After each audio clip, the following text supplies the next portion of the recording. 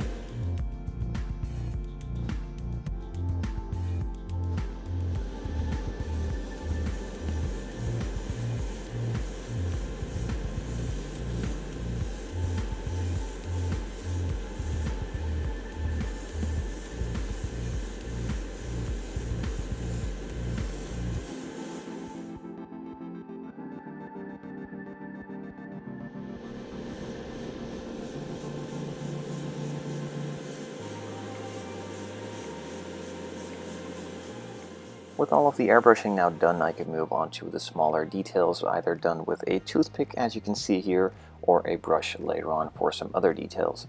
On the seats there are a lot of rivets that need to be painted in a different color than the seat as they are metal. Now in this case I'm doing them in a gold copperish color, as the reference pictures that I found of the car that looks similar body-wise to mine had this in this goldish color. They were also done in silver, but I figured the red and the gold would look really cool, especially if it's weathered a little bit. It took a long time to do all of this, but in the end I'm happy I did it because it looks incredibly cool.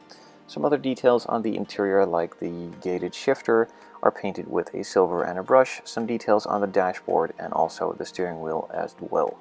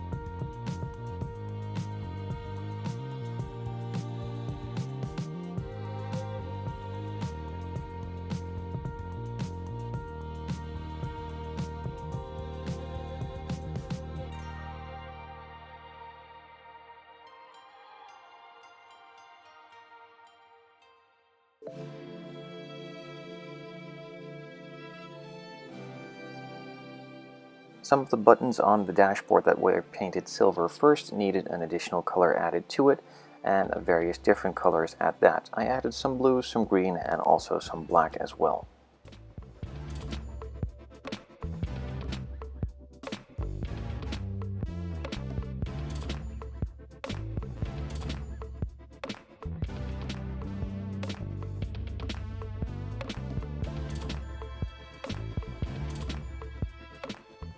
Once the gold from all of those rivets had dried up a bit, I could move on to weathering it, giving it a bit more depth and also a bit toned down look with some Tamiya Panelline accent color. The seat is of course from a race car back in the day, an old seat, old leather, and heavily used during the racing, so it's not really that clean cut anymore. The leather is a bit worked in and has some wrinkles which are nicely highlighted with the Panelline accent color in doing it this way. To detail the seats out even more, there were some seatbelt material and also some buckle material added in the kit itself, so I happily used that. It was quite a tedious job to loop it all through and glue it in place, but I'm really happy that I did it, as it's highly visible from the outside and it just gives it a finishing look for the interior itself.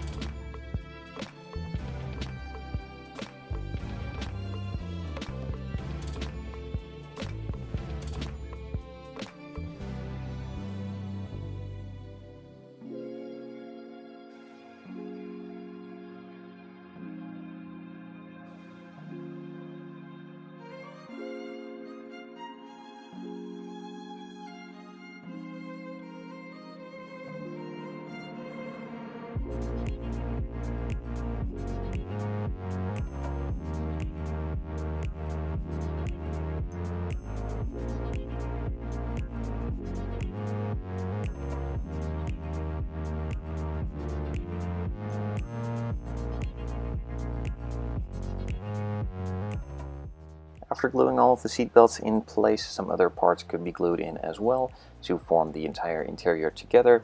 I also added a couple of decals for the dials on the dashboard, and with that all together, the interior is done.